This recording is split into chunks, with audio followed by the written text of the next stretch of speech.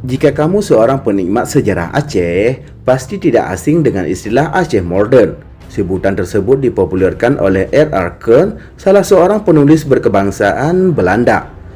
Kern memang ingin menggambarkan dalam penelitian tersebut bahwa orang Aceh itu gila alias pungo berdasarkan bukti-bukti yang diamati dan dianalisisnya sendiri. Lantas bagaimana sejarahnya? Belanda menyebut Aceh pungo atau Aceh gila.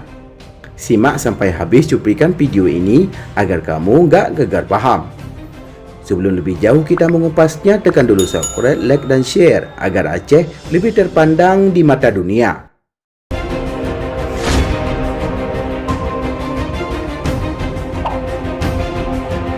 Aceh pungo merupakan tindakan individual bukan kelompok. Inilah yang membuat terlihat ekstrim lain dari yang lain. Dengan hanya bersenjatakan rencong, para pelakunya bereaksi tanpa peduli tempat, dengan siapa dan berapapun jumlah orang Belanda yang diserangnya, bahkan di tensi-tensi militer pusat konsentrasi serdadu Belanda sekalipun. Aksi nekat ini sangat tidak masuk akal di mata militer Belanda hingga mereka salah memahami tindakan yang berujung kematian.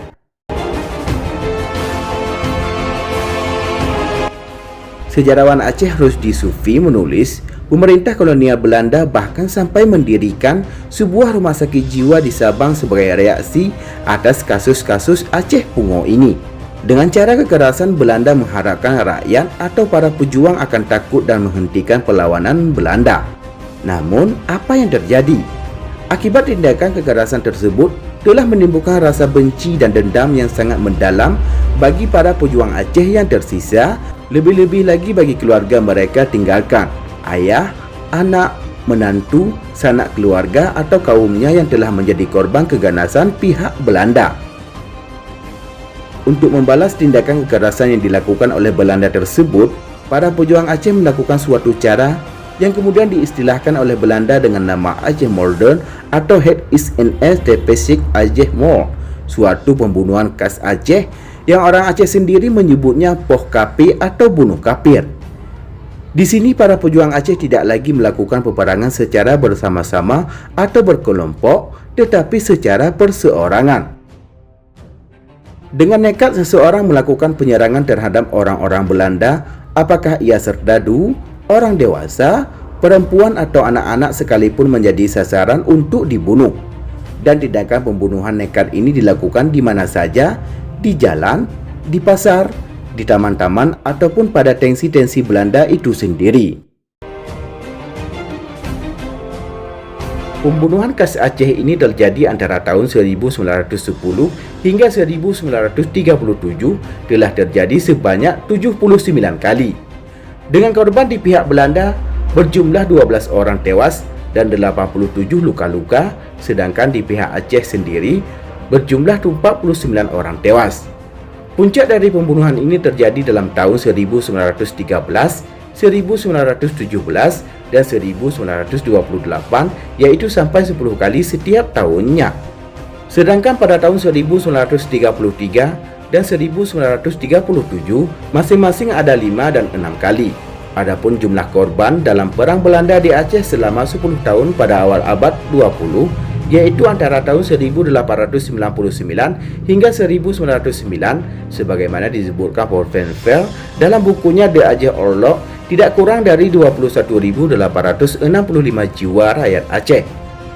Dengan kata lain, angka itu hampir 4% dari jumlah penduduk pada waktu itu. Angka ini setelah 5 tahun kemudian, yaitu tahun 1914, naik menjadi 23.198 jiwa dan diperhitungkan seluruh korban jiwa, baik itu dari pihak Aceh maupun Belanda dalam kurun waktu tersebut, hampir sama dengan yang telah jatuh pada masa perang tahun 1873 hingga 1899.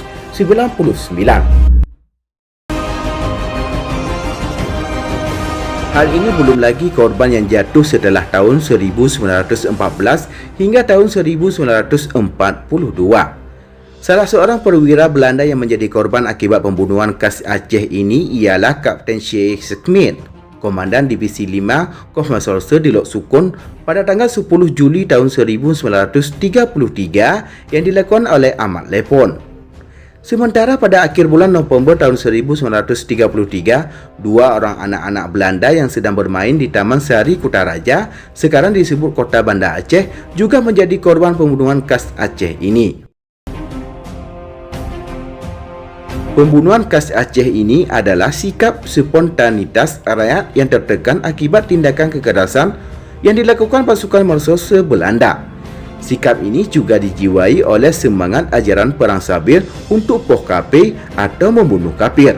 Di samping itu juga adanya suatu keinginan untuk mendapatkan mati syahid dan untuk membalas dendam yang dalam istilah Aceh disebut Tung Bila, sebuah istilah yang menggambarkan betapa membara semangat yang dimiliki oleh rakyat Aceh. Akibat adanya pembunuhan nekat yang dilakukan rakyat Aceh tersebut menyebabkan para pejabat Belanda yang akan ditugaskan ke Aceh berpikir berkali-kali, dan ada di antara mereka yang tidak mau mengikut sertakan keluarganya bila bertugas ke Aceh. Malahan ada yang memulangkannya ke negeri Belanda. Para pejabat Belanda di Aceh selalu membayangkan dan memikirkan bahaya Aceh moden tersebut. Mereka tidak habis pikir bagaimana hanya dengan seorang saja dan bersenjata rencong yang diselipkan dalam selimut atau bajunya, para pejuang Aceh berani melakukan penyerangan terhadap orang-orang Belanda, bahkan pada tensi-tensi Belanda sekalipun. Oleh karena itu, ada di antara orang Belanda yang menyatakan perbuatan itu gila, yang tidak mungkin dilakukan oleh seorang yang waras. Maka timbullah istilah kalangan orang Belanda yang menyebutnya Gek Aceh atau orang Aceh gila, yang kemudian populer dengan sebutan Aceh Pungo atau Aceh Gila. Untuk mengkajinya, pihak Belanda mengadakan suatu penelitian psikologis terhadap orang-orang Aceh. Dalam penelitian itu terlibat Dr. L. Hacker, penasihat pemerintah untuk urusan kebumiputraan dan Arab. Hasil penelitian ini menyebutkan bahwa perbuatan tersebut atau Aceh moden termasuk gejala-gejala sakit jiwa. Suatu kesimpulan yang mungkin mengandung kebenaran, tetapi juga mungkin terdapat kekeliruan, mengingat ada gejala-gejala yang tidak terjangkau oleh dasar-dasar pemikiran ilmiah dalam Aceh moden tersebut. Menurut L. Haken, apa yang dilakukan rakyat Aceh itu adalah perasaan tidak puas akibat mereka telah ditindas oleh orang Belanda, karena itu jiwanya akan tetap melawan Belanda. Dengan kesimpulan bahwa banyak orang sakit jiwa di Aceh, maka pemerintah Belanda kemudian mendirikan rumah sakit jiwa di Sabang. Dr. Lantumentan yang menjadi kepala rumah sakit jiwa di Sabang kemudian juga melakukan studi terhadap pelaku-pelaku pembunuhan khas Aceh yang oleh pemerintah Belanda mereka itu diduga telah dihinggapi penyakit syaraf atau gila. Namun hasil penelitian Dr. Lantumentan tersebut menunjukkan bahwa semua pelaku itu adalah orang-orang normal, dan yang mendorong mereka melakukan perbuatan nekat tersebut adalah karena sifat dendam kepada Belanda yang dimiliki, yaitu Tung Bila. Untuk itu seharusnya tindakan kekerasan jangan dilakukan terhadap rakyat Aceh. Selanjutnya, pemerintah Hindia Belanda melaksanakan kebijaksanaan baru yang dikenal dengan politik pasifikasi lanjutan, gagasan yang dicetuskan oleh Sun Hanyu, suatu politik yang menunjukkan sifat damai di mana Belanda memperlihatkan sikap lunak kepada rakyat Aceh.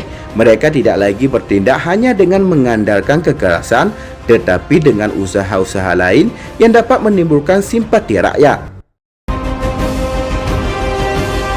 Demikianlah liputan Bahasa News. Semoga bermanfaat dan dapat menambah wawasan untuk kita semua. Terima kasih telah menonton dan tunggu video kami selanjutnya.